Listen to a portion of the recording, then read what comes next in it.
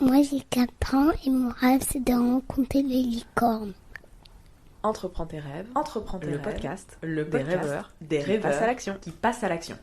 J'irai au bout de mes rêves, tout au bout de mes rêves. Entreprends tes rêves, le podcast des rêveurs qui passent à l'action. C'est une invitation à entrer dans les coulisses de l'entrepreneuriat avec mes invités. C'est 2 lundis par mois et sur toutes les plateformes d'écoute. Je suis Alexandre et mon rêve c'est de faire le tour du monde. Mon rêve, c'est de créer un podcast. Et après, comment je ferai le tour du monde? J'aurai un sac à dos. Mon rêve, c'était d'être Claire Chazal. J'ai rêvé d'être pilote de F1. Mon rêve, c'était d'être artiste peintre. Et aussi de aller sur la lune et de être libre. J'irai au bout de mes rêves.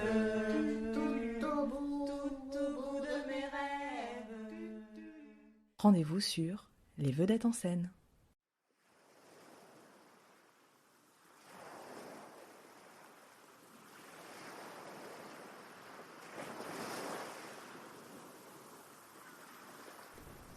Mon rêve, c'était d'être artiste peintre.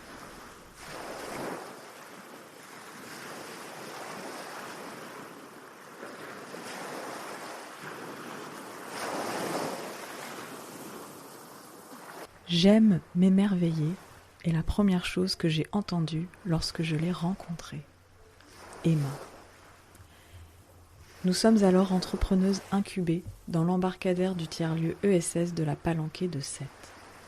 S'émerveiller, c'est inspirer à quelqu'un un sentiment d'étonnement et de vive admiration. L'émerveillement, c'est une expérience authentique et sincère qui prend vie dans le présent et rend heureux.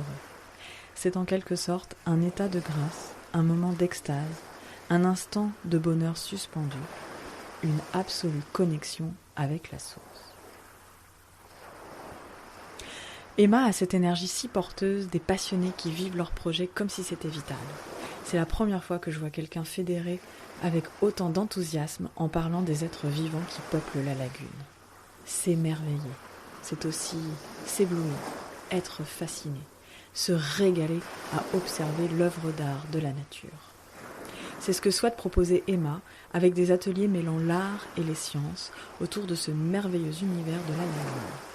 Vivre une expérience immersive autour du milieu marin pour le comprendre et peut-être, elle l'espère, le protéger. Elle veut œuvrer pour offrir un espace de médiation et de pédagogie pour rendre accessible la recherche scientifique et le monde marin.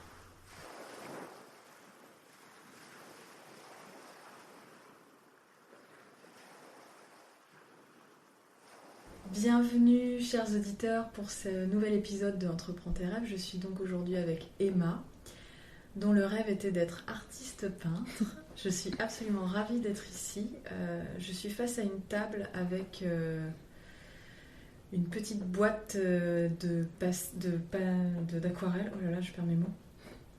Et un microscope. Et vous allez découvrir dans cet épisode le lien entre un microscope et une petite boîte de peinture. Emma, bonjour. Bonjour. J'aimerais qu'on commence avec une première question sur ce rêve que tu avais d'être artiste peintre. Est-ce que tu pourrais me raconter ton premier souvenir avec ce rêve-là? Où tu t'es dit, c'est ça que je veux faire. Je me souviens que déjà toute petite, en fait, je dessinais. J'ai jamais pris de cours réellement. Et mon premier souvenir, c'était sur la table de la cuisine, avec mes parents à côté. Et au début, c'était juste de la peinture à l'eau qu'on achète aux enfants. Voilà. Donc j'avais mes sortes de pastilles rondes qu'on a là, énormes pour les enfants, avec les couleurs primaires, là. Et donc, je m'amusais à mélanger, à essayer de voir quand j'ajoute de l'eau, ça fait quoi et de diluer tout ça et de tester sur le papier. Et donc mes parents, ils me laissaient libre cours à mon imagination et ils me laissaient sur cette table de cuisine à côté d'eux pendant qu'ils s'affairaient, ils faisaient leurs petits trucs. Et je passais des heures comme ça en fait. Et je me suis dit, mais si on peut en vivre, en tout cas, si on me demande quel métier je veux faire plus tard, comme on demande souvent aux petits, je répondrais ça en fait. Et t'avais quel âge quand tu commençais à peindre comme ça? Déjà, vraiment toute petite, je sais pas si c'est ce souvenir-là, mais j'avais 4 ans, j'étais déjà avec mes mains dans l'eau à tester des trucs. Et à 6-7 ans, là, je dessinais souvent, ouais. Ouais, j'offrais des dessins à mes grands-parents, à mes amis, les cadeaux d'anniversaire au goûter, c'était un dessin, quoi. Et quand tu étais petite, on disait que tu étais une rêveuse. Ouais, je détestais qu'on dise ça. C'était surtout ma grand-mère qui me disait ça. Parce que en plus, je faisais du surf, j'adorais les sports d'eau et mes grands-parents ont une petite maison dans les Landes et j'avais des cours de surf. Donc après le cours de surf, après avoir ramé pendant des heures, bah, t'es crevé. Donc du coup, le repas du soir, c'est vrai que quand on me disait passe-moi le sopalin, s'il te plaît, je répondais pas tout de suite, quoi. J'étais un peu dans mes rêves. C'était par la fatigue et par la rêverie, en fait. Et je détestais qu'on me dise ça, quoi. Dans ma famille, « Ah, Emma, tu rêves tout le temps ?»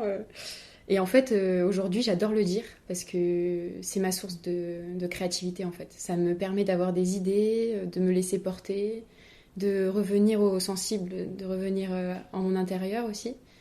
Et donc, ouais, je me définirais maintenant comme une rêveuse, avec fierté d'ailleurs. Je rêve, tu rêves, il rêve. Nous rêvons. Vous rêvez ? Il rêve.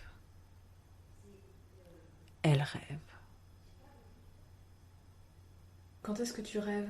Tu crées des espaces pour ça ou tu dirais que tu es plutôt d'un profil de contemplation et que ça vient naturellement pour toi ? Ouais, je suis plutôt en profil de contemplation en fait. Quand même une rue qui paraît banale, qu'on voit tous les jours bondée parce qu'il est 8h30 et que tout le monde est dans les bouchons, ben, je vais arriver à être en contemplation parce que j'aime regarder les détails, en fait, c'est en étant en pleine conscience que je déclenche un peu mon cerveau en mode rêverie. Quand je vais regarder des détails, etc., je suis connectée avec le présent, mais je pars après un peu. Je développe ça après dans mon rêve, en fait. Donc ça peut arriver à plusieurs moments dans la journée, ça dépend. Souvent quand je suis en extérieur, et encore plus quand je suis dans la nature. Là, vraiment, ça se développe. Bah là, on est à 7, donc à l'étang de Thau, quand je me balade, là, je suis vraiment en connexion intense avec la nature. Et il se passe des choses, j'ai des idées qui viennent, mais je les laisse venir sans me dire « Oh là là, faut que je note, c'est un futur travail ». Non, je fais pas le lien entre le pro et mes rêves.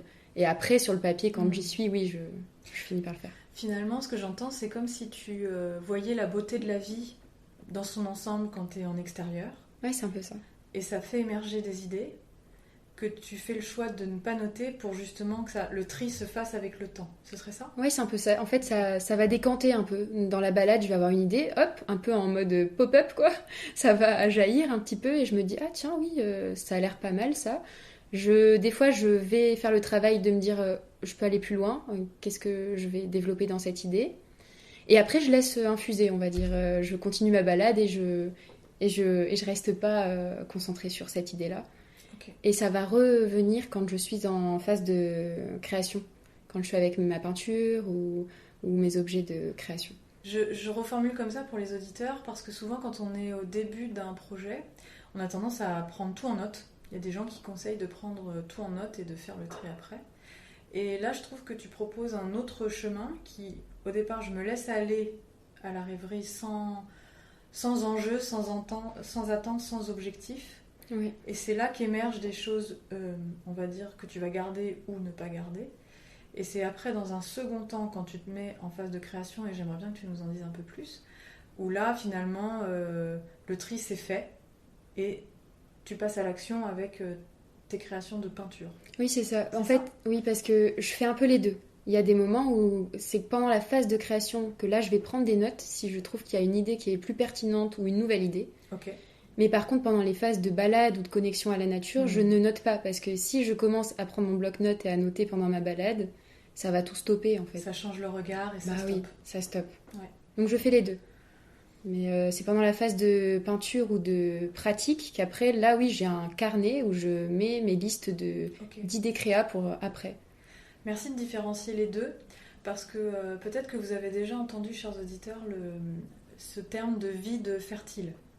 Où on vous invite à ne rien faire. On en parlait avant de commencer l'interview, où moi je cherche aujourd'hui à créer des espaces pour ne rien faire.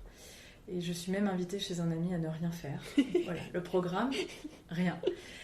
Et ces vides fertiles sont super intéressants parce qu'ils laissent émerger des choses souvent surprenantes.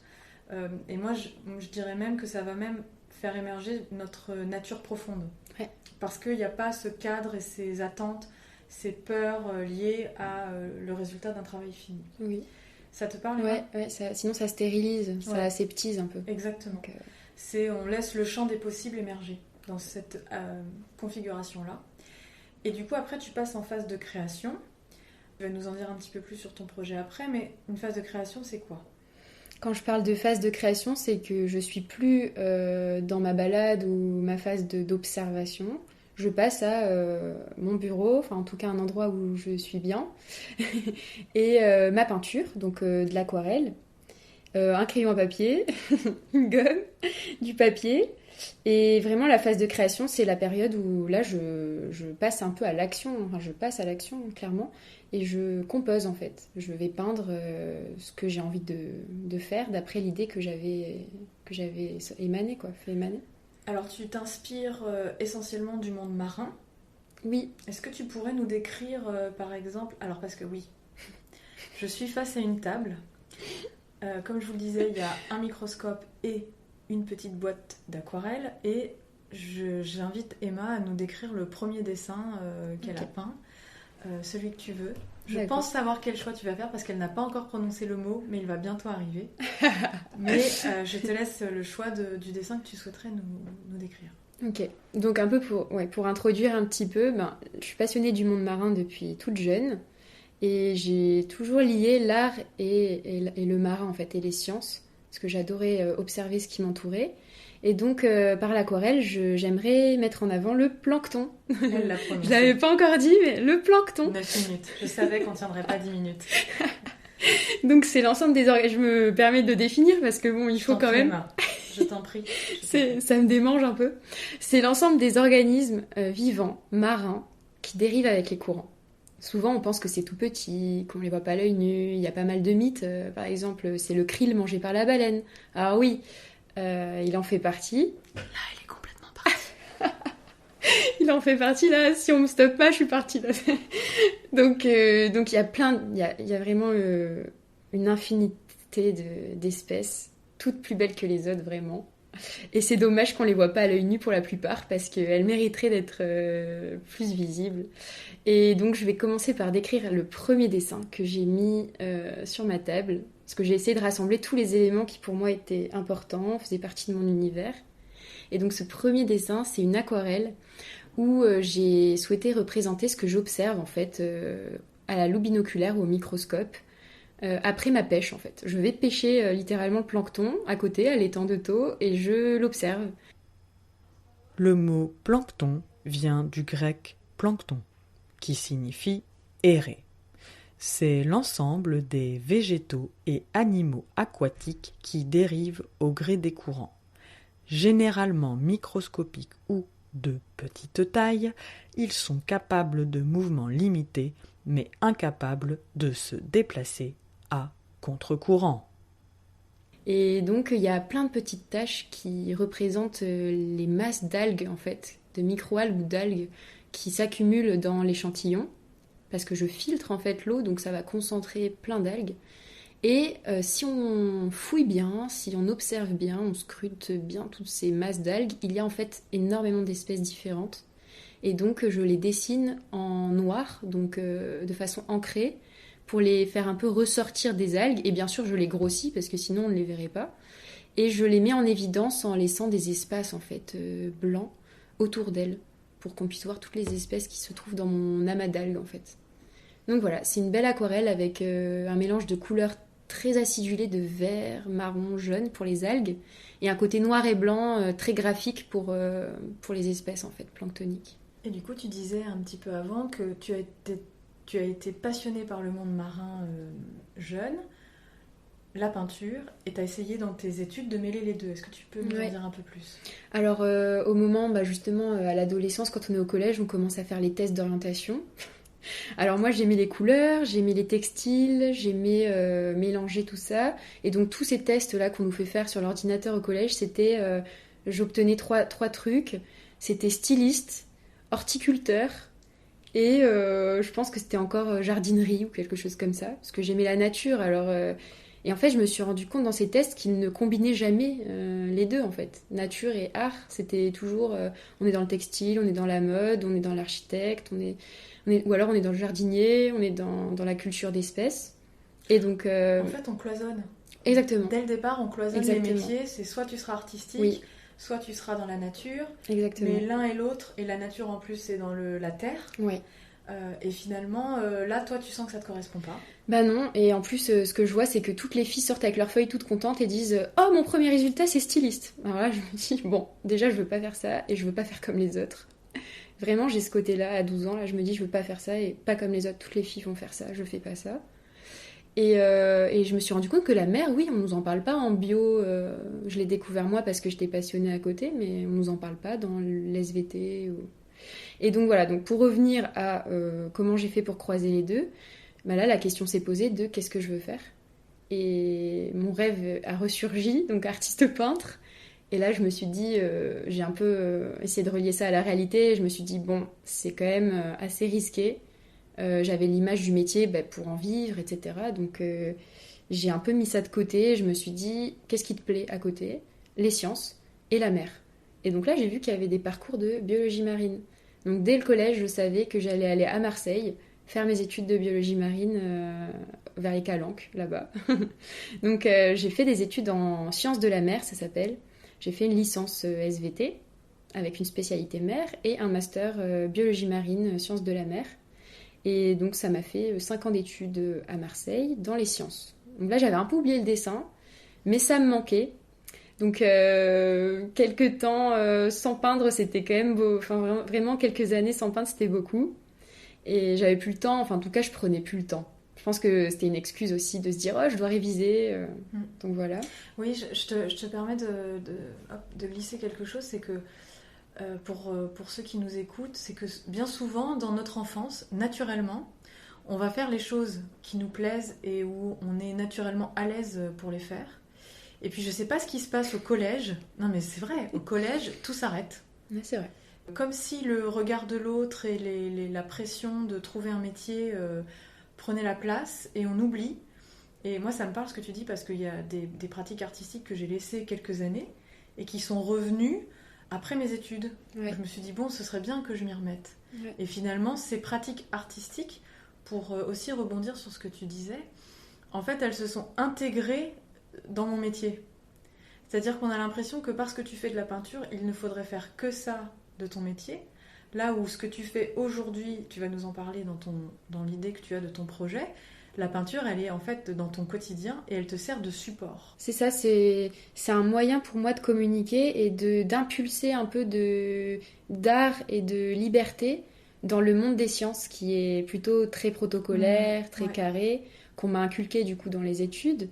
Donc quelque part peut-être que ça a aussi un peu anesthésié ce côté-là que j'avais avant, créatif.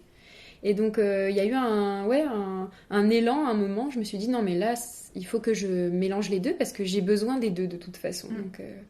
Donc j'ai fait une année de césure où j'ai dessiné, j'ai le livre là, je pourrais te montrer, j'ai dessiné des algues, une 60aine de planches pour des chercheurs.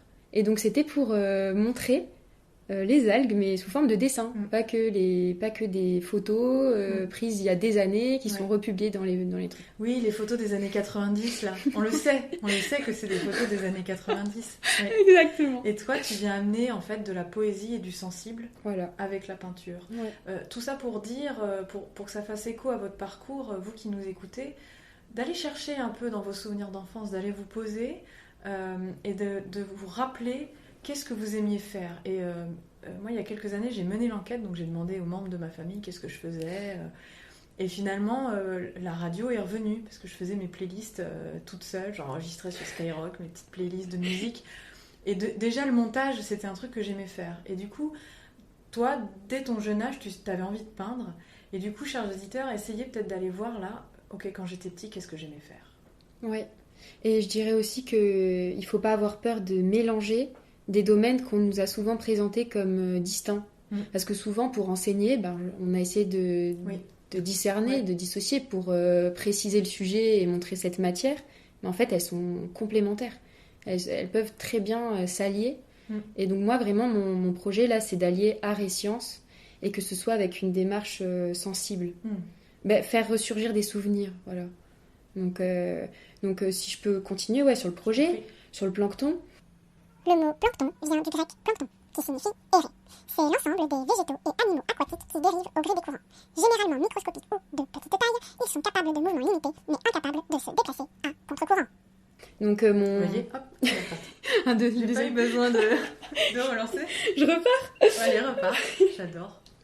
Donc le projet, ce serait de mettre en avant le plancton et montrer aux gens ce que c'est, s'ils ne savent pas ce que c'est, ou alors aller plus loin, par justement des balades près de l'étang, ou des moments en fait où les gens vont s'approprier ce lieu et peut-être se remémorer des souvenirs avec la mer ou des choses agréables ou pas, et s'approprier aussi les outils scientifiques, parce que là, comme on disait, il y a un microscope.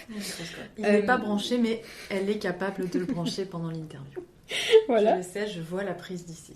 Elle est installée. Elle l'a installée. Précisément. Mais en fait, souvent, les sciences, j'ai remarqué quand je commence à parler du plancton, déjà c'est un mot pas commun dans les discussions lambda. Plancton. Nom masculin. P. L. A. N. C. T. O. N. Et c'est une geek du plancton en fait. Oui, un petit peu. Franchement, ça me titille de pas en parler. Franchement, si je peux en placer un petit peu, j'ai envie qu'il soit là, quoi. Et je trouve que les sciences, ça a toujours été, à part pour les passionnés, quelque chose qui rappelle les SVT au collège, qui ennuyait, ou alors qui était trop complexe. On disait c'est pas pour nous. Et en fait, je veux casser avec ça, quoi.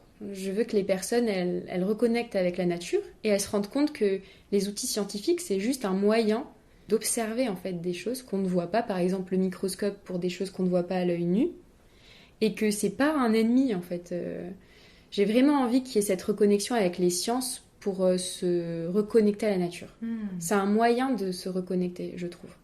Et donc de le mixer avec de l'art, ça peut aussi ouvrir les champs de communication et permettre à des gens d'arriver avec son langage en fait. Peut-être que certains c'est le microscope qui va parler et d'autres ça va être de dessiner, parce que je compte faire dessiner les gens, je compte faire mettre les pieds dans l'eau aux gens et je compte les faire observer des organismes à la loupe binoculaire et au microscope.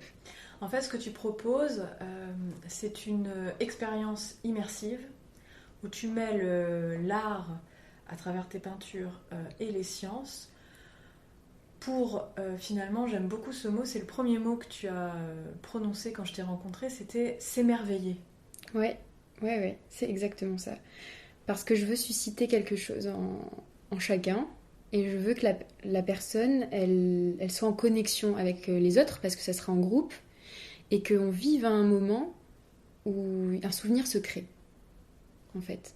Parce que quand on a des souvenirs, c'est plus facile après de reconnecter avec des éléments. Par exemple, on a un souvenir qui est agréable en mer.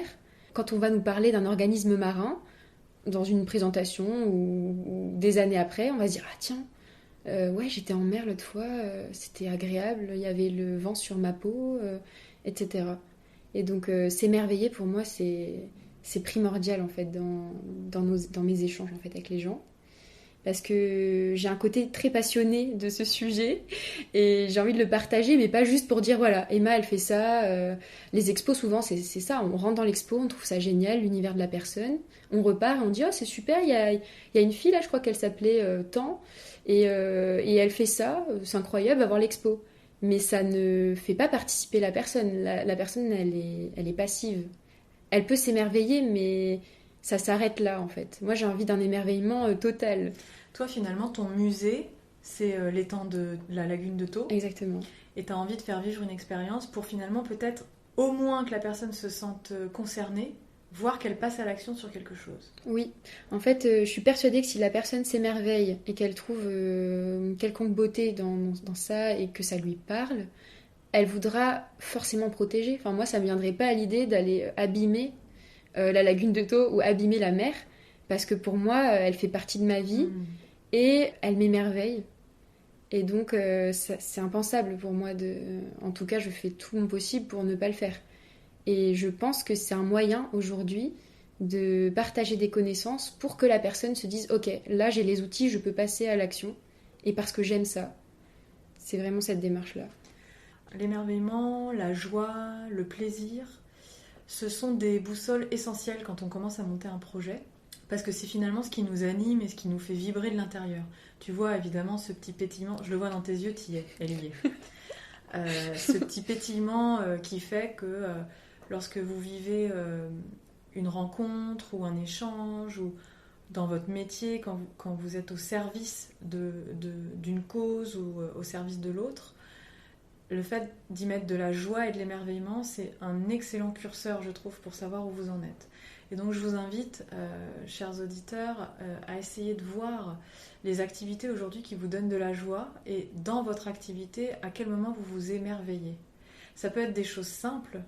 Au contraire, je trouve que l'émerveillement, il est souvent dans des choses très simples.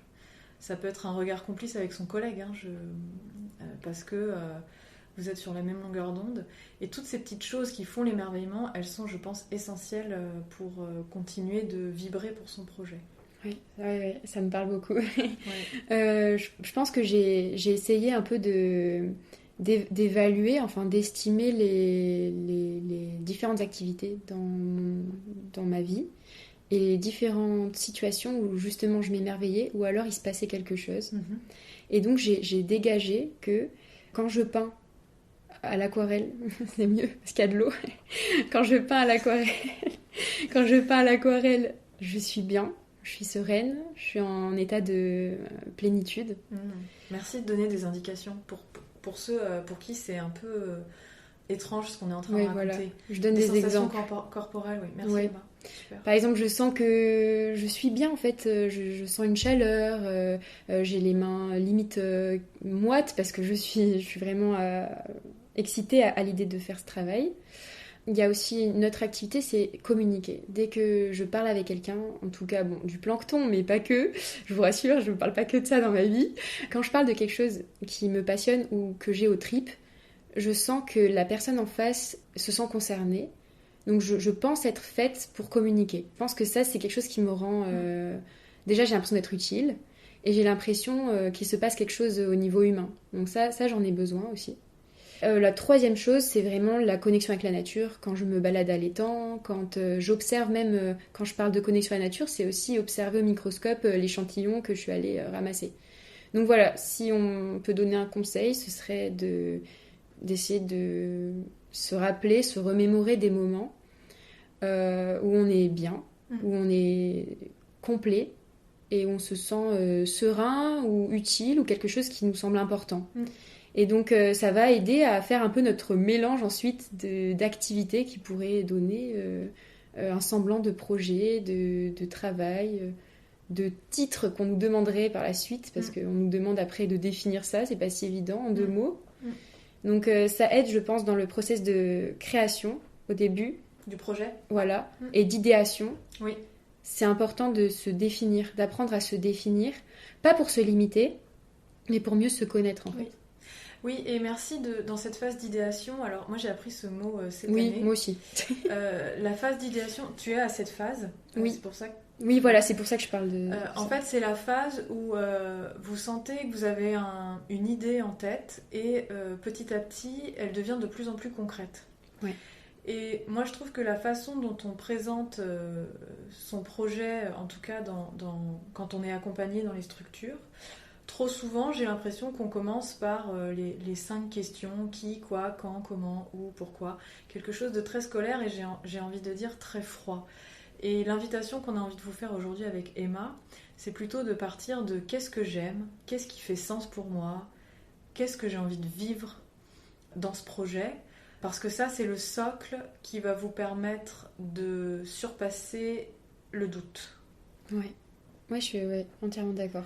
Quand vous vous remémorez, j'en ai des frissons quand je dis ça, quand vous vous remémorez pourquoi vous avez envie de mettre en place votre projet, la petite étoile, la petite étincelle qui fait que...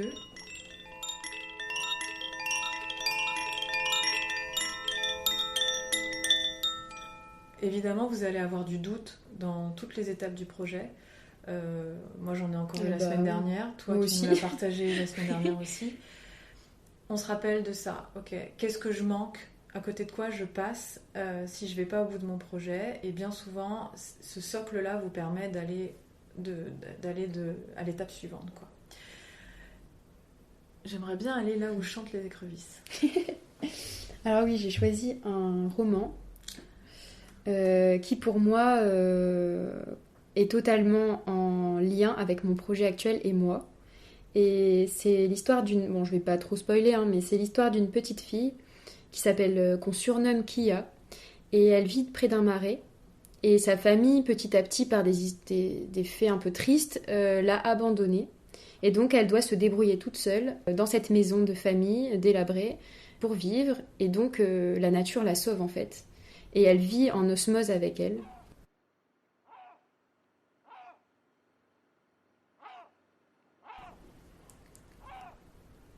Elle parvint enfin sur la plage dénudée. La mer lui tendit les bras, et le vent dénoua sa tresse quand elle s'arrêta au bord de l'eau. Elle paraissait prête à fondre en larmes, comme elle l'avait été toute la journée. Dominant le vacarme des vagues qui rugissaient, Kia appela les oiseaux. L'océan était la basse, mouettes et goélands, les sopranos. Piaillant et criaillant, ils voltigeaient au-dessus du marais et du sable, tandis qu'elle lançait des miettes de tourte et de son petit pain sur la plage. Les pattes dépliées, se tordant le cou pour mieux voir, ils se posèrent. Quelques rares oiseaux picoraient gentiment entre ses orteils, et elle rit de leur chatouille jusqu'à ce que les larmes lui coulent sur les joues, et que, enfin, des salves de gros sanglots montent de sa gorge serrée. Quand le berlingot fut vide, elle pensa ne jamais pouvoir surmonter sa douleur. Elle avait trop peur que les mouettes et les goélands l'abandonnent comme tous les autres. Mais les oiseaux se posèrent sur la plage non loin d'elle et entreprirent de lisser les plumes de leurs ailes grises déployées. Elle s'assit en regrettant de ne pas pouvoir les rassembler pour les emmener dormir dans la véranda. Elle se les imagina blottis dans son lit, une masse duveteuse de plumes tièdes, tout contre elle sous les couvertures.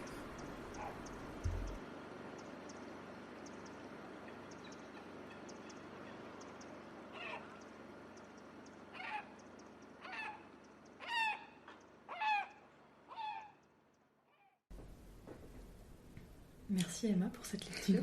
J'aimerais continuer à partager avec toi sur justement rentrer un petit peu plus dans cette phase où tu es là de projet et nous en dire un petit peu plus là où tu en es actuellement. Okay. Ce qui est présent en tout cas en ce moment, ce que tu as décidé, voilà.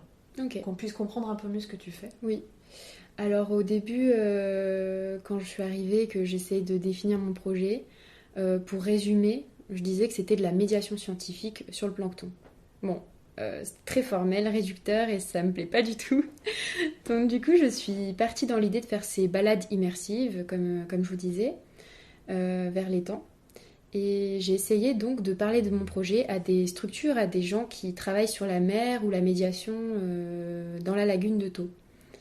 Donc là, l'idée, ce serait que je sois une médiatrice, que je fasse des ateliers sur mesure. Alors je m'explique. Une médiatrice, c'est quelqu'un qui fait le lien entre un groupe de gens et un autre, en tout cas dans le domaine dans lequel je suis. Et donc moi, l'idée, c'est que je fasse le lien entre les scientifiques et les enfants ou les gens, en fait, tout simplement. Les gens qui ne sont pas dans le milieu scientifique. Et donc, par quel moyen ? Moi, j'aimerais mettre en avant les travaux des scientifiques du coin qui travaillent sur le plancton cétois, si je puis dire, le plancton de la lagune de Thau. En fait, ce qui est un peu unique, c'est que je mette en lumière vraiment le travail du scientifique à l'instant T.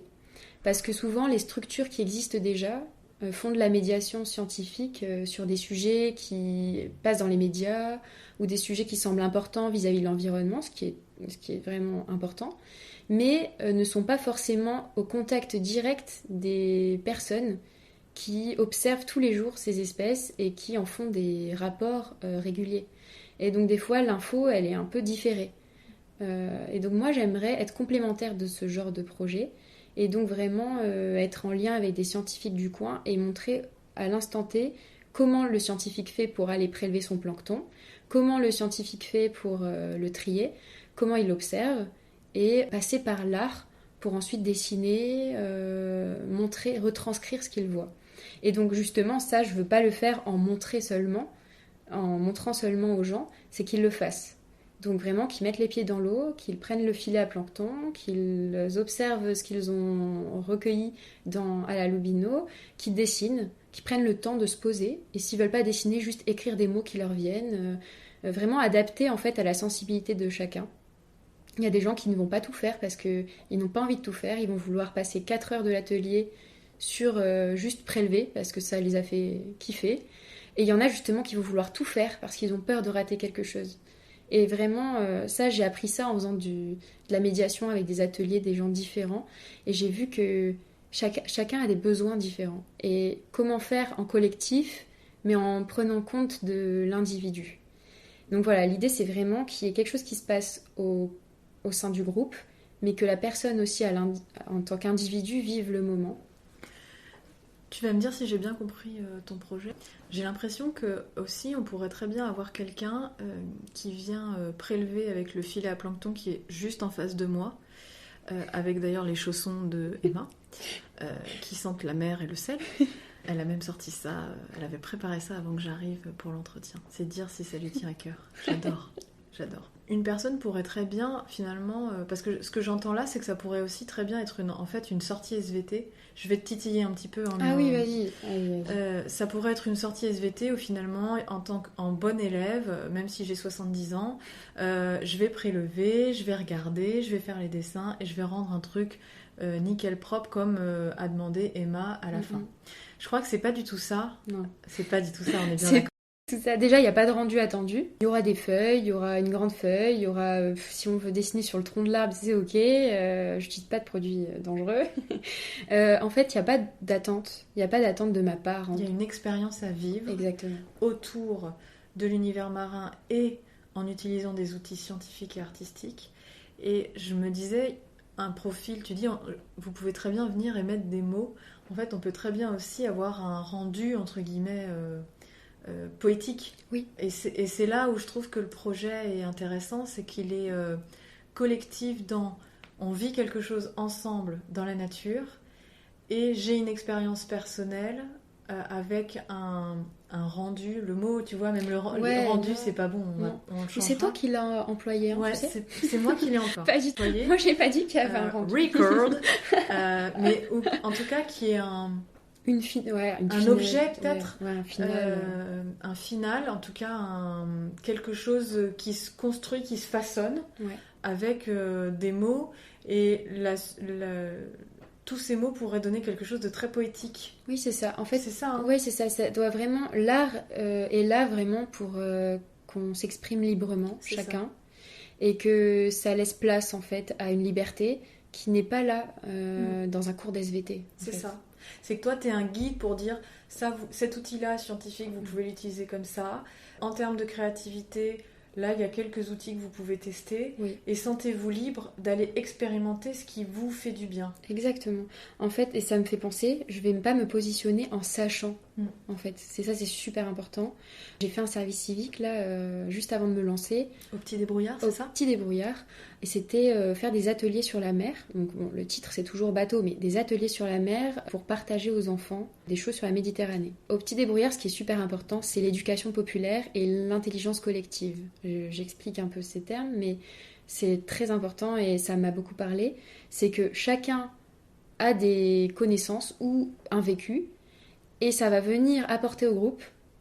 Et personne ne se place en sachant. C'est-à-dire, moi, je sais que la loupe binoculaire fonctionne comme ça, il faut la mettre comme ci, brancher ça, faire ça avant, attention, non, pas du tout.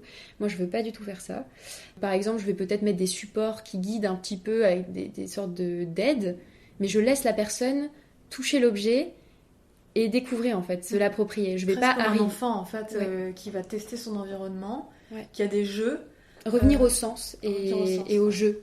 Il y aura des petits jeux, il peut y avoir une petite devinette, mais il n'y aura jamais un rendu ou une compétition. Du genre, vous êtes 2 équipes, le premier qui a trouvé l'énigme, c'est bingo. Vous avez vu comme sa voix, elle change quand c'est pas ce qui... Ah oui, c'est c'est ça. fou, hein. Ouais. On l'a utilisé déjà ce terme, c'est une expérience, c'est immersif, et c'est vraiment être avec le groupe pour vivre quelque chose, en tant presque qu'humain, dans un environnement naturel, et aussi une expérience personnelle autour du sensible, parce que finalement, dans nos vies aujourd'hui, on prend peu d'espace pour ça. Ouais. Être dans une expérience sensible, parce qu'on est dans des rythmes effrénés, c'est ok, c'est comme ça, mais en tout cas, c'est ce que tu proposes. C'est presque une pause, parce que tu disais 4 heures d'atelier. Oui, alors là, j'ai un peu abusé. Hein, mais, T'as un petit peu abusé. Oui, Ouais. j'ai un petit peu abusé, parce que dans l'idéal, bien sûr qu'on prendrait l'après-midi. Hein, voilà.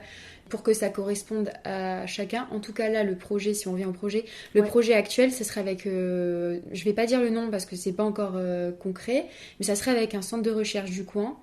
Et donc, l'idée, ce serait qu'avec une équipe qui est intéressée, une équipe de scientifiques, parce que dans un centre, il y a plusieurs thématiques et plusieurs équipes. Il y a une équipe qui travaille justement sur le plancton, qui a l'air très intéressée pour collaborer avec moi. Et en fait, je serai leur médiatrice attitrée, quoi, en quelque sorte. Et donc, l'idée, ce serait que je mette en avant leurs travaux, mais pas juste déballer les photos, les observations qu'ils ont fait. En fait, l'idée, c'est que le lieu, le centre, soit le labo sec, parce que chez les scientifiques, le labo sec, c'est l'endroit où il y a le microscope, les ordinateurs, et que l'étang, ça soit le labo humide et le temps de reconnexion. Donc, l'idée, c'est que ce soit un atelier de 2 heures pour des scolaires, premièrement, et que les classes, par groupe, vivent le moment, passent un temps à l'étang, et après passent un temps avec les outils justement du labo pour justement s'approprier tout ça.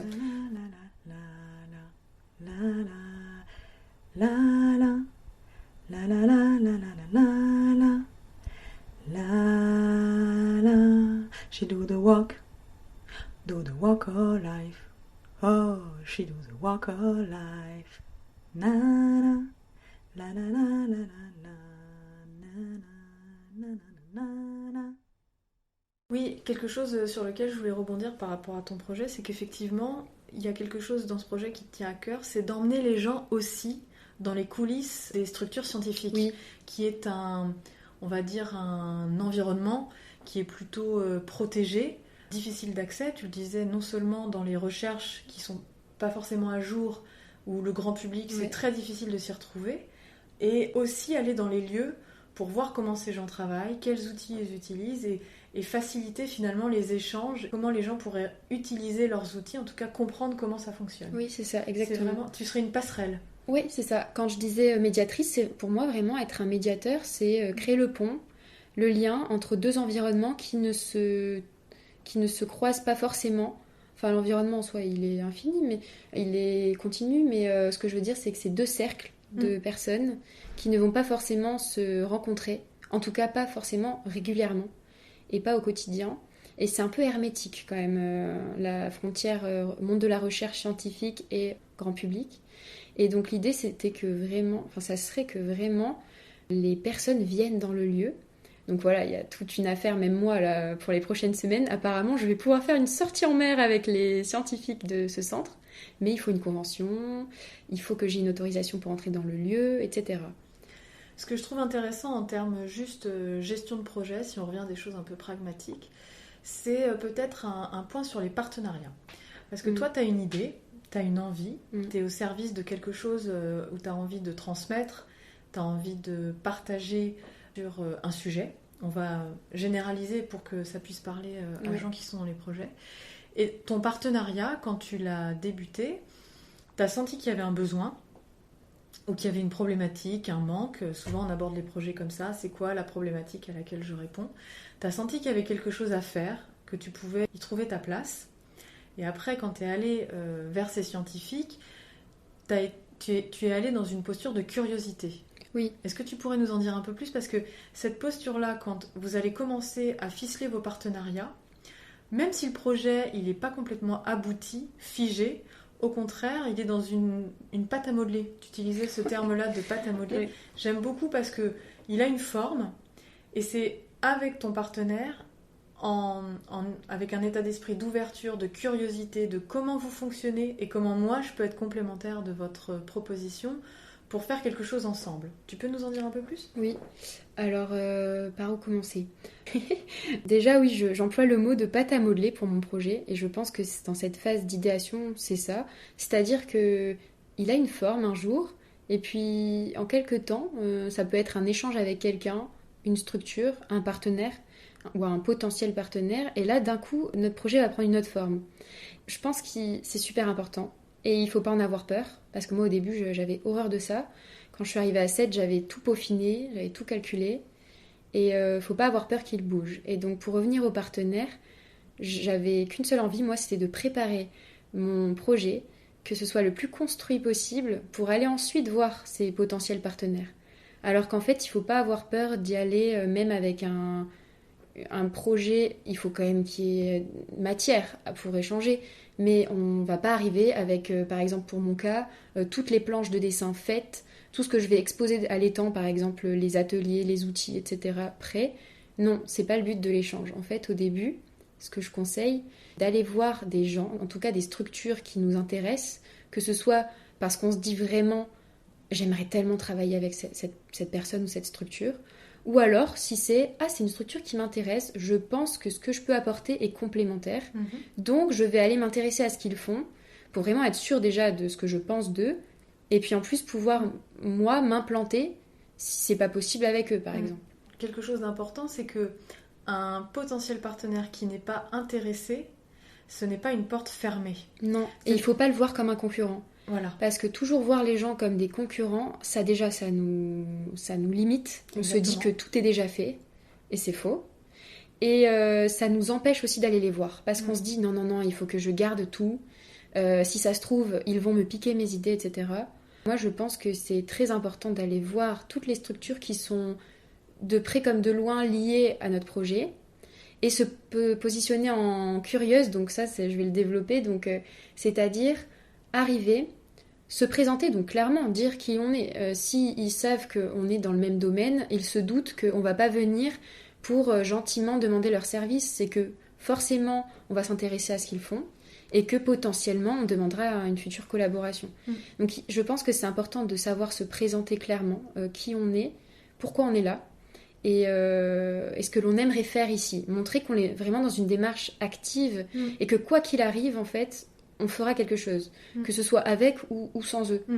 Qu'on n'est pas là en train de tendre nos bras et qu'on attend qu'une seule chose, c'est un oui, et que s'ils disent non, ils nous ferment à tout jamais la porte. Donc surtout, pour pas arriver dans ce côté-là où on se sent grillé ensuite, moi je conseille de contacter en demandant des renseignements, en demandant, ça j'insiste, en demandant une rencontre physique ou un appel. Parce que si c'est juste un échange de mails, est-ce que vous pouvez me partager des travaux, etc. Il n'y a pas de sensible. Non, ça marche pas. Déjà, c'est angoissant parce que se résumer à 3 phrases ou de l'écrit, c'est ultra compliqué. Il y en a qui le font très bien, mais c'est très compliqué. Ça peut être réducteur. On n'est pas sûr que les gens ont compris réellement ce qu'on souhaitait et ce que l'on fait. Donc moi, je conseille vraiment de demander une rencontre physique. Et si c'est pas possible, un visio ou un appel, de se positionner vraiment en curieuse dans le sens où on demande à la personne de parler d'elle. On va lui demander d'abord à elle, on va lui donner de l'attention, en fait.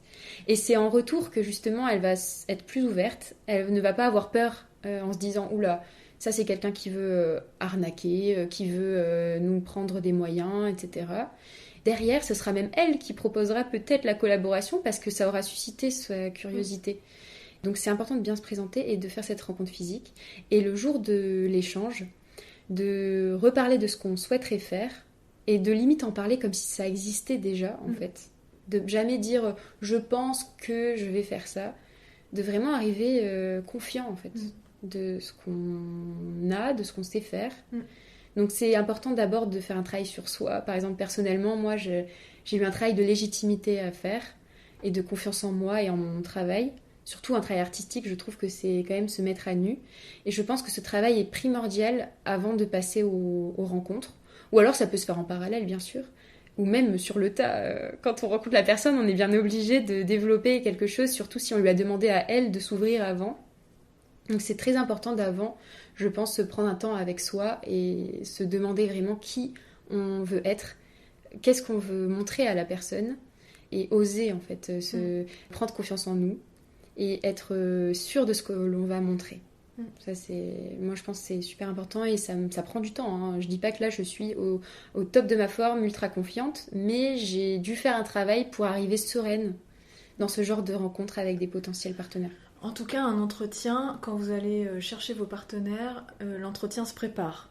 C'est quoi mon objectif ? Je me rappelle du socle de pourquoi je le fais, parce que vous allez venir avec ça, et que c'est ça qui va faire la différence.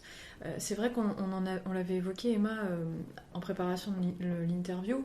Parfois, on se dit qu'en dévoilant trop de choses sur le projet, ça va nous desservir parce qu'on va nous piquer l'idée. Oui.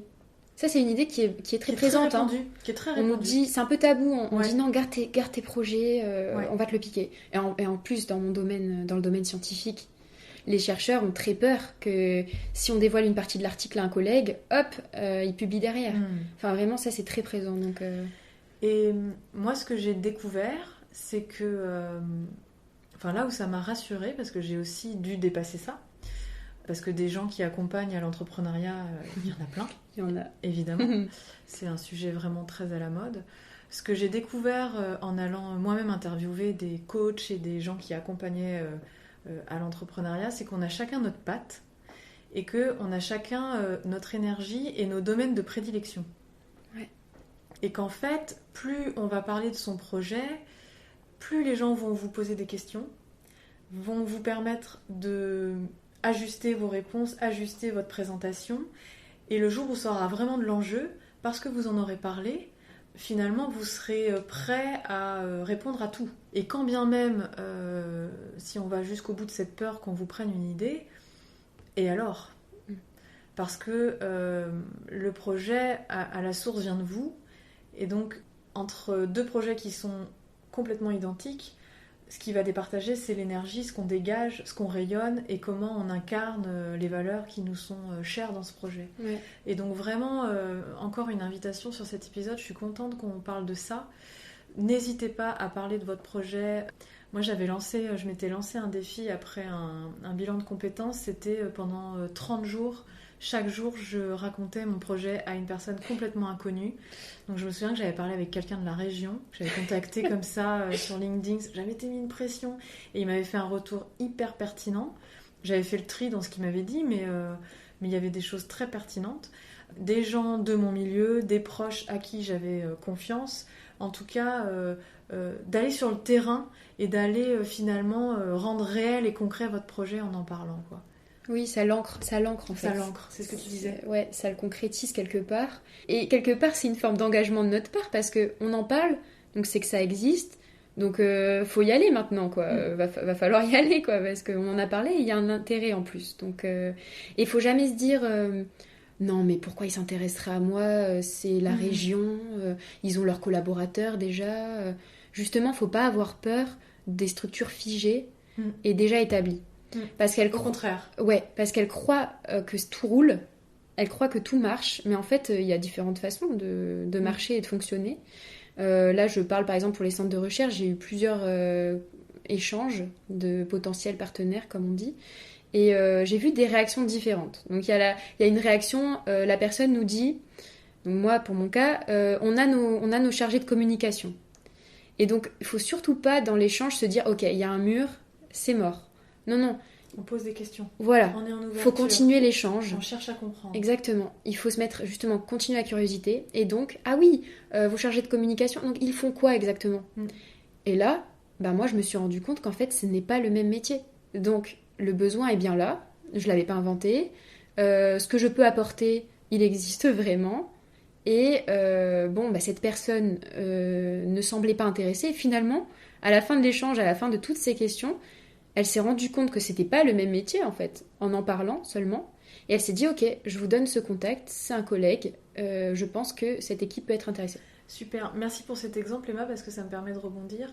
Effectivement, dans un entretien, une personne qui n'est pas intéressée a 1000 raisons de ne pas l'être, et bien souvent ça n'est pas personnel.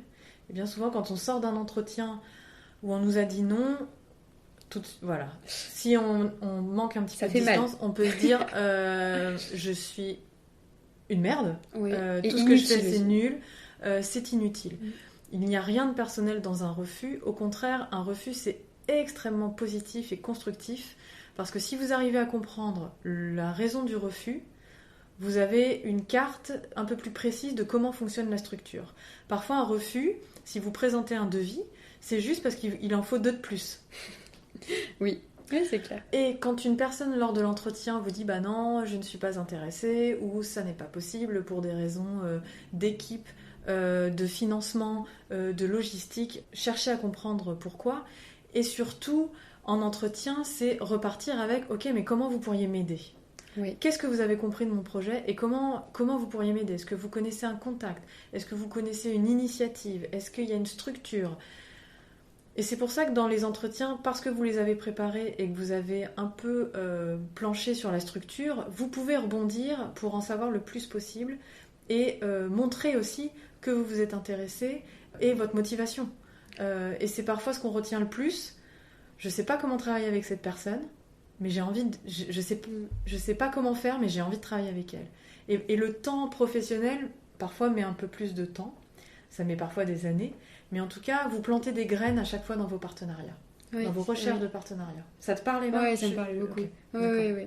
Par exemple, là, je suis repartie avec un contact. En fait, il faut pas amplifier la rencontre dans le sens où, moi, des fois, ce que je me disais, c'est cette personne ou jamais, quoi. C'est celle-là, c'est sûr, ça va bien se passer. Il m'a répondu en 2 jours à mon mail. C'est ce chercheur-là qui voudra bosser avec moi. En fait, il faut pas mettre des idées comme ça ou trop d'attentes derrière une personne, parce qu'en fait, si ça se trouve, cette personne va nous dire qu'elle n'est pas intéressée, elle, pour X raisons, et en fait, elle aura des contacts, ou alors un retour pertinent qui nous permet de réajuster aussi notre projet, parce qu'en phase d'idéation, comme là, cette première étape dans laquelle je suis, il faut pas avoir peur aussi de se prendre des retours, enfin c'est même pas se les prendre, c'est entendre des retours qui peuvent être un peu plus négatifs ou alors rédhibitoires, et donc ça va aider à réajuster en fait l'offre qu'on souhaite faire, se poser les bonnes questions pour mener à bien. C'est pas se poser les bonnes questions pour se dire bon bah j'arrête, c'est se poser les bonnes questions pour mener à bien, mais peut-être sous une autre forme. Faut accepter que ça bouge en fait. C'est ça, et qu'il y a souvent une différence entre la théorie que vous allez poser sur le papier et à quoi vous allez vous confronter dans le réel sur le terrain. C'est pour ça que souvent dans la gestion de projet, on vous conseille d'aller tester, interroger, d'aller à la rencontre parfois de votre, on appelle ça la cible, des gens avec qui pour qui vous pourriez travailler. Et vraiment, si vous en êtes à ces étapes-là de projet, on vous invite vraiment avec Emma à aller sur le terrain. Comment, dès la semaine prochaine, là, vous trouvez une petite action pour aller sur le terrain, pour avancer ailleurs que tout seul dans votre bureau. Oui, et si au début, il y a 2 cas. Si au début, parler à vos proches, c'est pas possible pour vous parce que c'est trop intime et justement c'est compliqué avec des gens que vous connaissez, et ben allez chercher des structures qui sont dans le même milieu ou des gens qui sont sensibles à ça, ou même pas. Des gens, je sais pas si vous êtes à l'aise, des gens dans la rue ou à un café, ça peut être intéressant.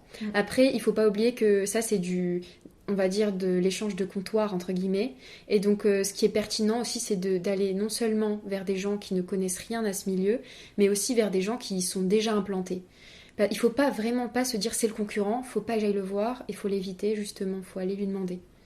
Donc voilà, c'est ce que je pourrais conseiller. Et il y a un autre cas de figure, c'est les personnes justement qui vont rester dans le confort d'échanger avec leurs proches.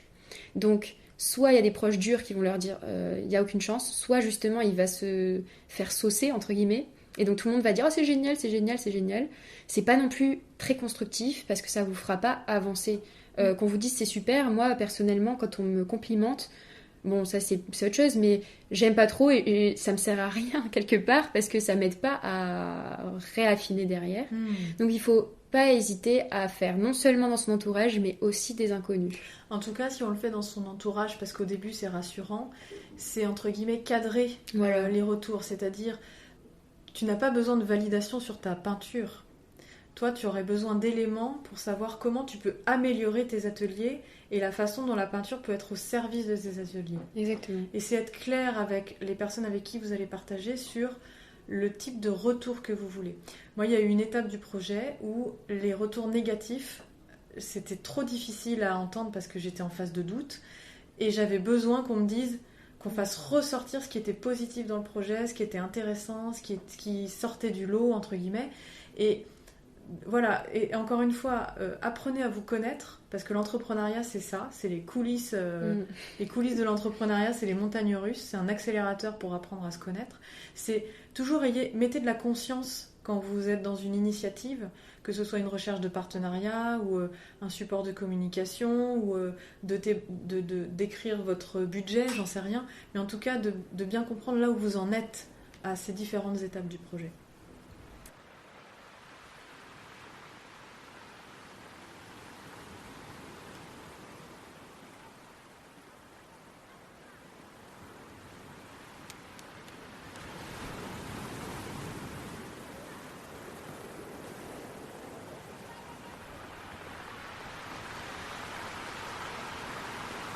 Plancton. Il est invisible à l'œil nu. Il se laisse porter par le courant à perte de vue. Fascinant est cet être unicellulaire qui erre dans l'instant présent. Parfois fluorescent, il peuple d'étoiles les océans. J'aimerais bien que tu nous décrives une petite chose sur la table pour faire une petite transition. Alors, Ce que tu veux. ok. Il y a encore plein de trésors sur cette table. Alors, ok. Du coup, ce que je vais faire... Il y a une photo là en dessous. Ok. Voilà, celle-là. Celle-ci, j'enlève les feuilles, vous allez entendre les feuilles.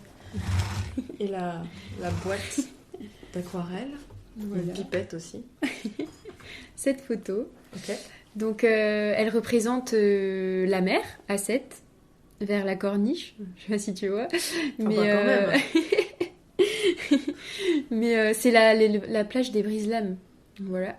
Et sur cette photo, on voit un seau, 2 seaux, et 3 personnes, donc 2 amis qui font partie du suivi là, d'accompagnement avec des ateliers d'entrepreneurs dans lesquels je suis.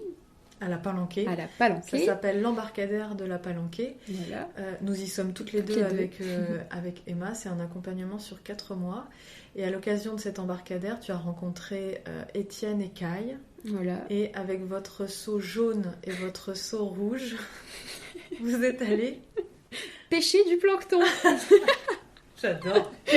C'est la 4e fois qu'on entend le mot plancton. Je sais que certains d'entre vous ont compté. Plancton, c'est toi, si je puis dire. Plancton. Mais t'as vu, ça, c'est pas si... Non, ça va. T'as vu, ça va. Ça va. Non, je suis pas non plus la personne fatigante qui ne parle que de ça. Au contraire, non, je fais une digression. J'ai trouvé ça fascinant quand tu as partagé ton projet à l'embarcadère de la Palanquée de Sète, puisqu'on doit évidemment présenter nos projets. C'est qu'il y a dans le ton que tu emploies quelque chose d'extrêmement fédérateur.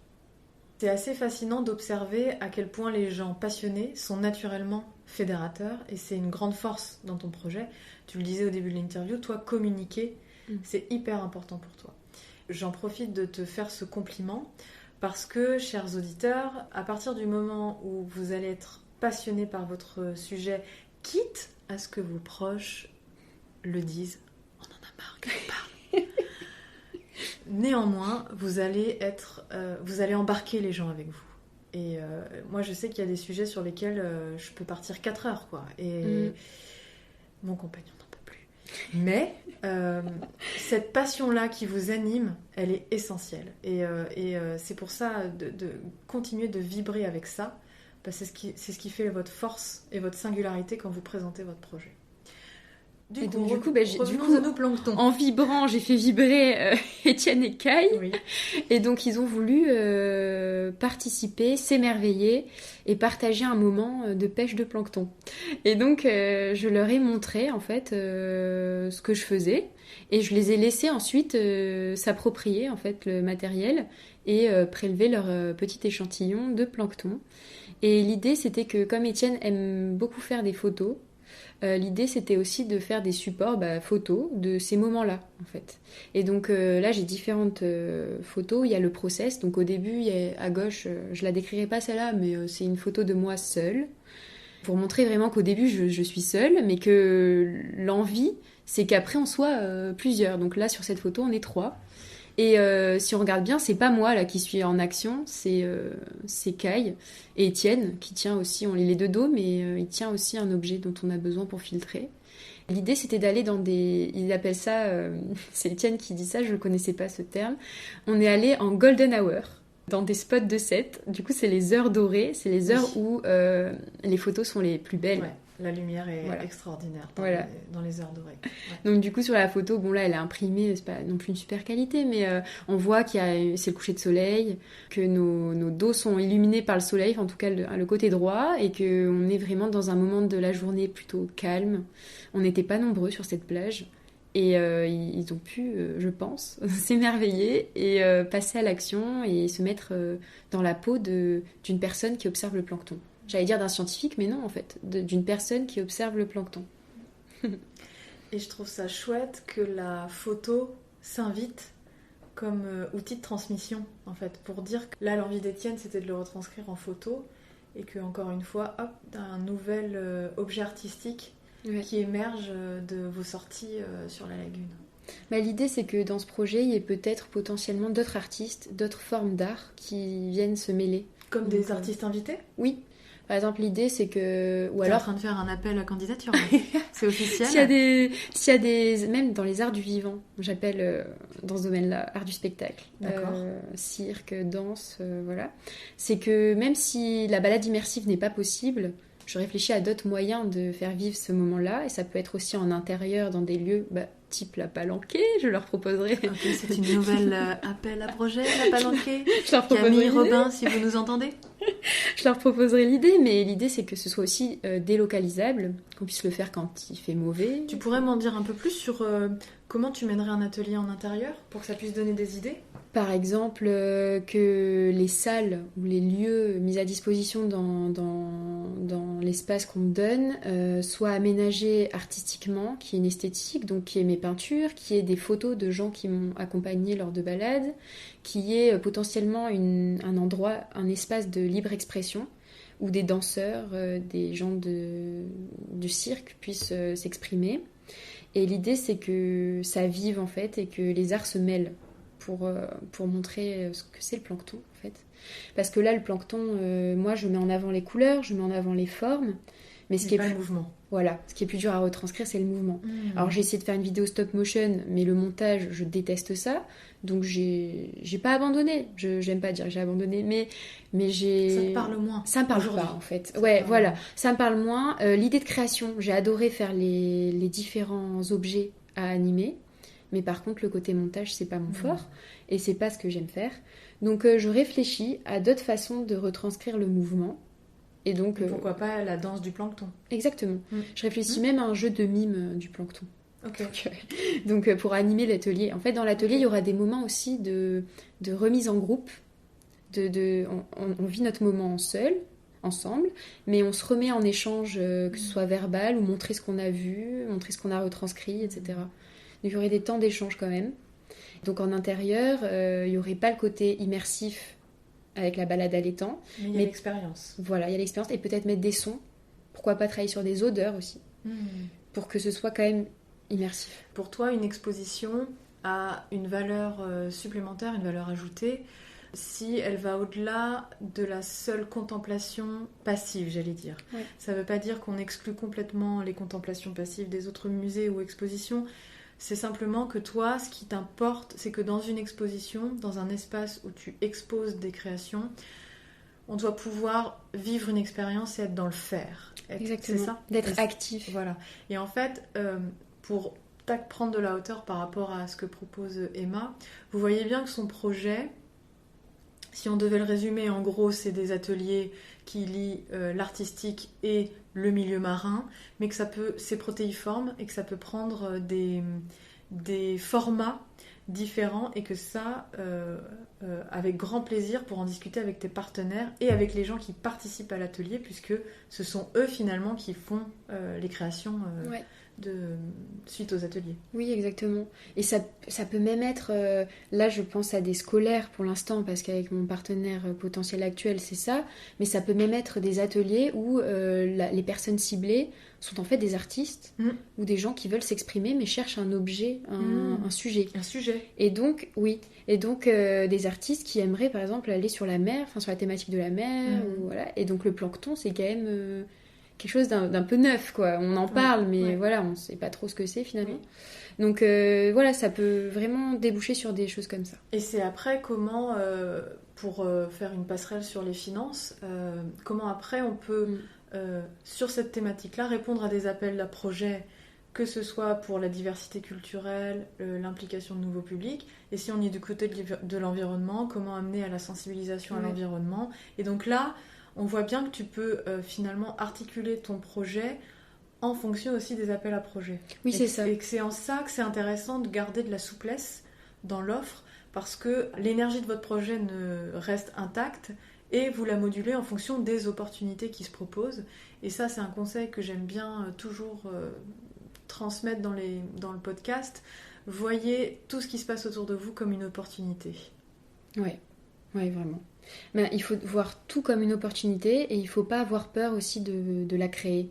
De créer l'opportunité, oui. D'oser, tu voilà. disais. Donc c'est en parlant de son projet, en allant vers les autres, en les bassinant parfois, c'est comme ça, mais vraiment c'est comme ça que j'ai réussi à créer l'opportunité.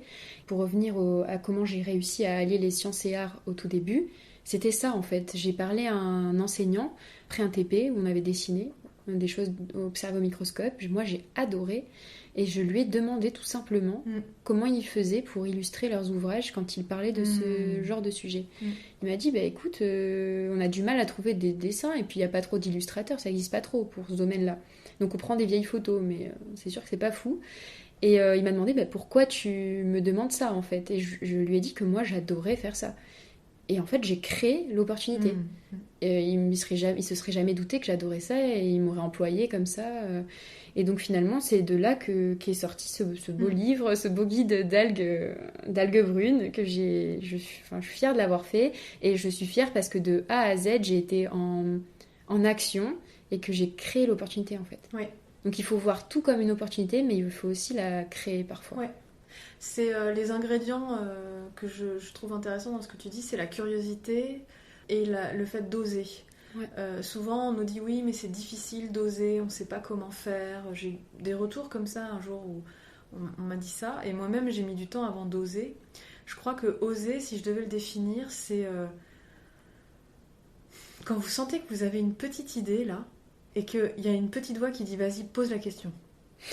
Tu vois ce que c'est ça ? Oui. Tu vois, tu te dis si je pose pas la question, je passe à côté de quelque chose. C'est ça. Et souvent, oser, c'est ça. Je parle pas de ces termes très utilisés de sortir de sa zone de confort et d'aller confronter. Pour moi, c'est pas forcément ça. Et d'aller forcer. Je vais oser, là, ça va être difficile. Oui. Pour moi, oser, c'est vous sentez qu'il y a une idée qui vient vraiment de votre source, quoi, de votre être. Et vous vous dites, ok, là, il faut que je la partage. Ouais, exactement. Là, pour revenir à cet exemple, pour que ce soit concret, j'allais partir du TP, quoi, c'était terminé. Et tac, tu l'as senti. Il y avait mon corps qui voulait aller vers le prof et qui me disait, mais Emma, va poser ta question. Et il y avait les doutes, là qui sont vers la tête, qui disent, mais non, ça n'existe pas. C'est nul, puis ils doivent savoir faire, ça fait des années qu'ils sont chercheurs. Toujours ce côté, ça existe déjà, ils ont leurs photos. Et le côté, non mais Emma quand même, t'as passé 4 heures, t'as pas vu le temps passer, tu t'es éclatée, t'as lié sciences et arts depuis des années, tu cherches un truc comme ça. Et ben là, Pose la question. Ouais, j'y suis allée quoi. Posez la question. Exactement. On arrive vers la fin de l'interview. J'aimerais bien comprendre ce que ça te fait aujourd'hui de pouvoir témoigner pour les entrepreneurs qui nous écoutent, qui vont nous écouter. On imagine qu'il y en a 1 million. puisque le podcast n'est même pas encore lancé au moment où je pose cette question-là. Non, j'avais envie de savoir, qu'est-ce qui te motivait? Qu'est-ce que tu avais envie d'inspirer aux entrepreneurs qui vont t'écouter? Déjà, ce qu'on a dit, la curiosité, oser. Et en fait, moi, je suis quelqu'un de base qui est très vite stressé ou qui me remet vite en question. Et j'ai pas forcément confiance en moi. Et je travaille sur ça.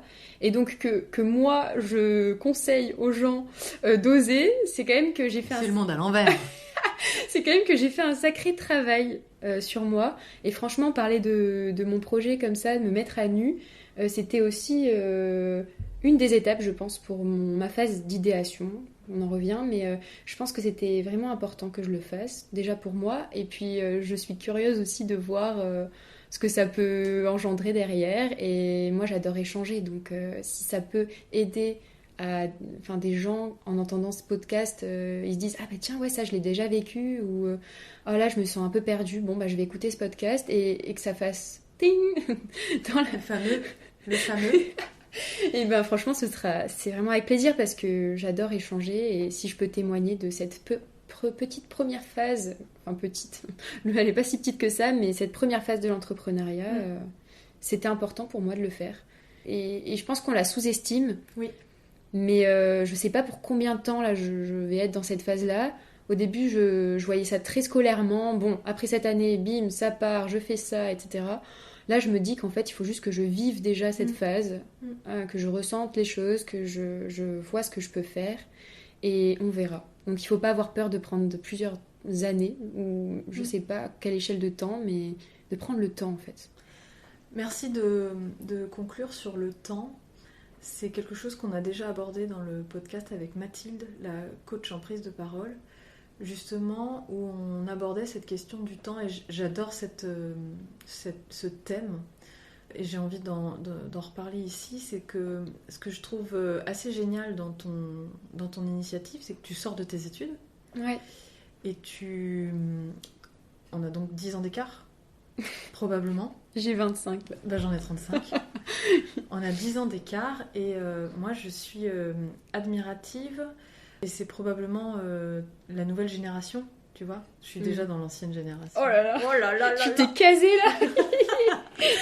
En fait, je trouve ça assez génial parce que je l'entends de plus en plus, que de plus en plus de gens prennent le temps de savourer l'expérimental.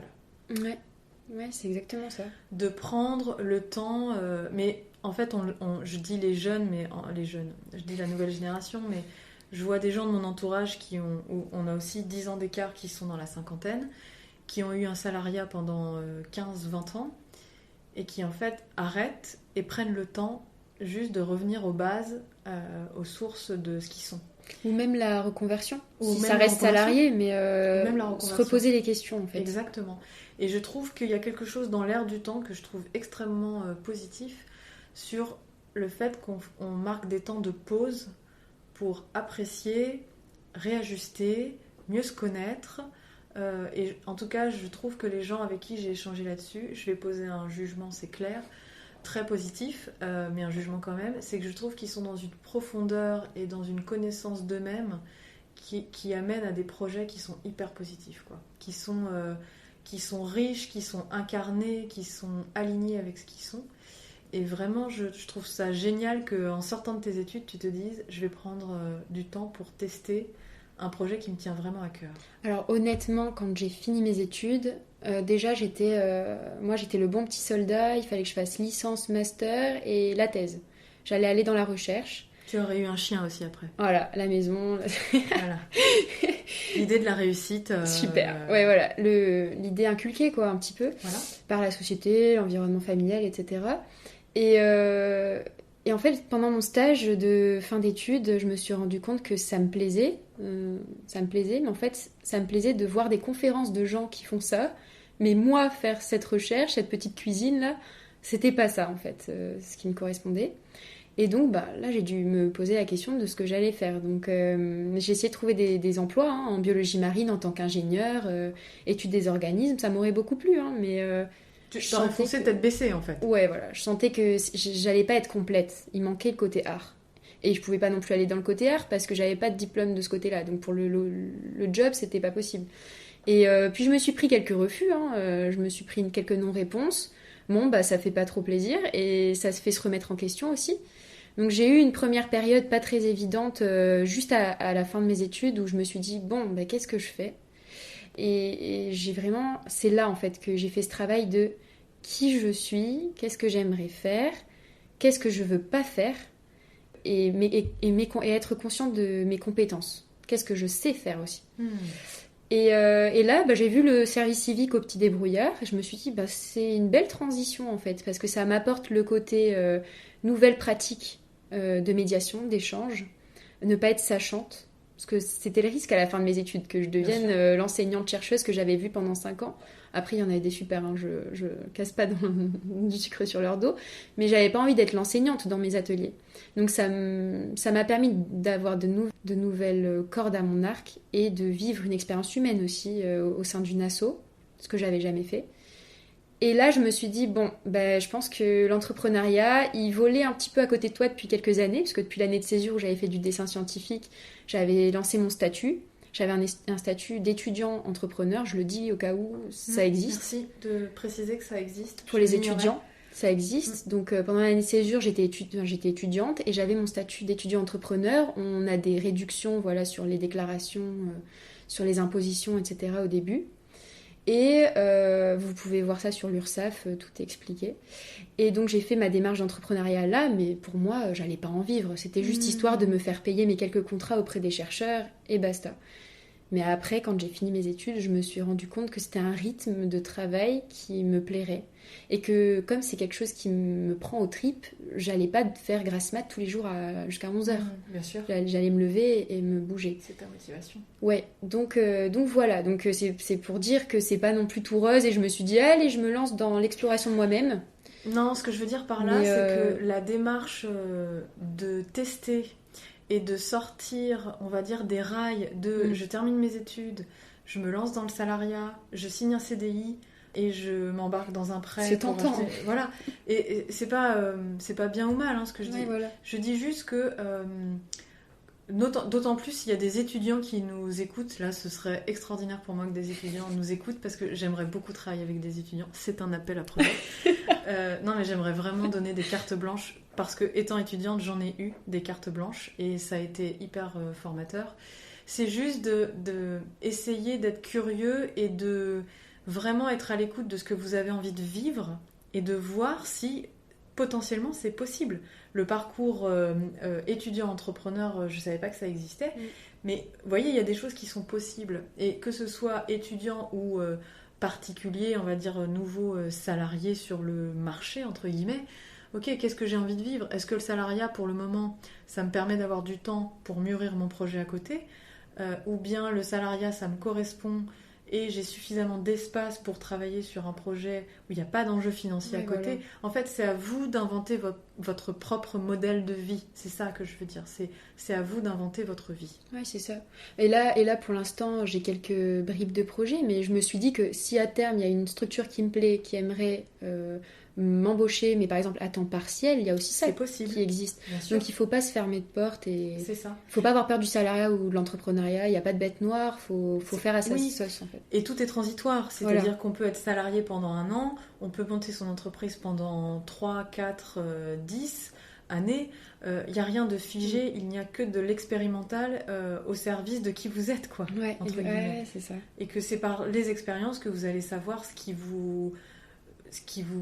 que vous appréciez le plus. Ouais. Et à un moment de votre vie, la sécurité financière va peut-être être plus importante. Et à un autre moment donné, la créativité, la liberté et l'autonomie de vraiment faire comme vous en avez envie va être plus importante. Mais c'est vrai que dans ce podcast, il n'y a pas trop l'aspect financier, mais c'est justement parce que moi, le besoin là, actuel, c'était de vraiment voir qui je suis, ce que j'aspire à faire. Ouais. Et de réfléchir à mon projet. Et j'ai le temps, j'ai les moyens en tout cas pour les prochains mois. Donc c'était pas un sujet que je voulais forcément développer. Franchement, non, je pense pas que c'était le moment. C'était pas l'enjeu. En tout cas, moi, les conseils, c'était vraiment être curieux, oser parler de son projet, s'ouvrir aux gens, voir les opportunités, les créer. C'était vraiment les messages forts que je voulais passer. J'allais dire un petit mot pour la route. S'il y a une dernière chose que tu veux nous dire. Un petit mot sur la route. Pour la route. Bon vent. En tant que passionnée de mer et marine, bon vent. Et puis je vous souhaite de vous découvrir et de faire découvrir votre passion.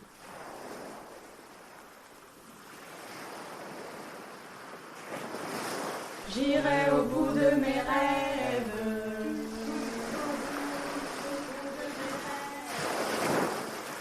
Rendez-vous sur les volets concerts.